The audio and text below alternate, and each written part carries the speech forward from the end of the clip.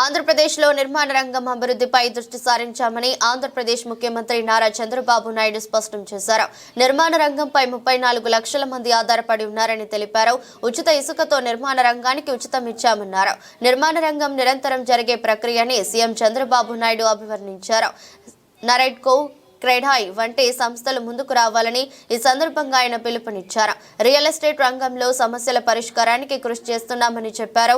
YCP పాలనలో నిర్మాణ రంగం పూర్తిగా దెబ్బతిందని తెలిపారు.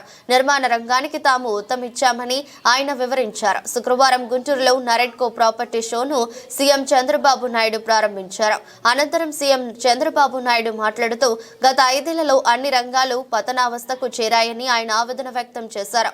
రాష్ట్రాన్ని సమస్యల వలయంగా మార్చేశారంటూ గత ప్రభుత్వంపై ఆయన ఆగ్రహం వ్యక్తం చేశారు. రాష్ట్రంలో పడకేసిన నిర్మాణ రంగాన్ని మళ్లీ పైకి తీసుకురావాలని ఉద్ఘాటించారు. ఈ రోజు అమరావతి దగ్గర 50,000 కోట్ల రూపాయలతో పనులు ప్రారంభించడానికి ముందుకెళ్తున్నాం. ఇది కూడా సెల్ఫ్ ఫైనాన్సింగ్ ప్రాజెక్ట్. ఇది నేను పదే చెప్తున్నాను. రైతులు ముందుకొచ్చారు. ప్రపంచంలో ఎక్కడా జరగని నూతన ప్రయోగం. హైదరాబాద్ అభివృద్ధి అయింది. హైదరాబాద్లో సైబరాబాద్ ఏరియాలో ప్రభుత్వ భూములు ఎక్కువ ఉండేటివి. ఆ ప్రభుత్వ భూములన్నీ కూడా సద్వినియోగం చేశాం, అభివృద్ధి చేశాం. ప్రైవేట్ వాళ్ళు కూడా బాగుపడే పరిస్థితికి వచ్చారు. ఎక్కడైతే రియల్ ఎస్టేట్ బాగా భూమి వస్తుందో అక్కడ సంపద సృష్టించే అవకాశాలు వస్తాయి. అదే ఈరోజు చూస్తే ఒక్క హైదరాబాద్ వల్ల తెలంగాణ రాష్ట్రానికి పర్ క్యాపిటల్ ఇన్కమ్ నెంబర్ 1గా చేయగలిగింది. భారతదేశంలో మొదటి రాష్ట్రం, తలసరి ఆదాయంలో ఎక్కువ ఉండే రాష్ట్రం తెలంగాణ రాష్ట్రం. దానికి కారణం హైదరాబాద్ నగరం.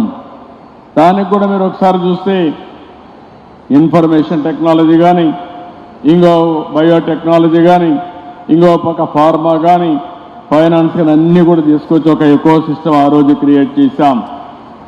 ఈరోజు హైదరాబాద్ నగరంలో ఔటర్ రింగ్ రోడ్ అనే ఒక అడ్వాంటేజ్ వచ్చింది. ఈరోజు ఇక్కడికి వచ్చినప్పుడు హైదరాబాద్ ఔటర్ రింగ్ రోడ్ కంటే 183 కిలోమీటర్లు ఔటర్ రింగ్ రోడ్ క్రియేట్ చేసి గుంటూరుకు అవతల ఔటర్ రింగ్ రోడ్ వస్తుందంటే గుంటూరు కూడా అమరావతి లోపలనే వస్తుంది. ఈ రెండు కూడా కలిసిపోయే అవకాశం ఉందని చెప్పి కూడా నేను మీకు తెలియజేస్తున్నా. అందుకే నేను మిమ్మల్ని అందరినీ, ప్రభుత్వం అయితే ఒక స్పష్టంగా ఉన్నాం. అభివృద్ధి మా నినాదం. అభివృద్ధి చేశాం, చేసిన దాఖలాలు ఉన్నాయి. మళ్ళీ అలాంటి అభివృద్ధి చేయడానికి ఈ ప్రభుత్వం ముందుకు వస్తున్నాం.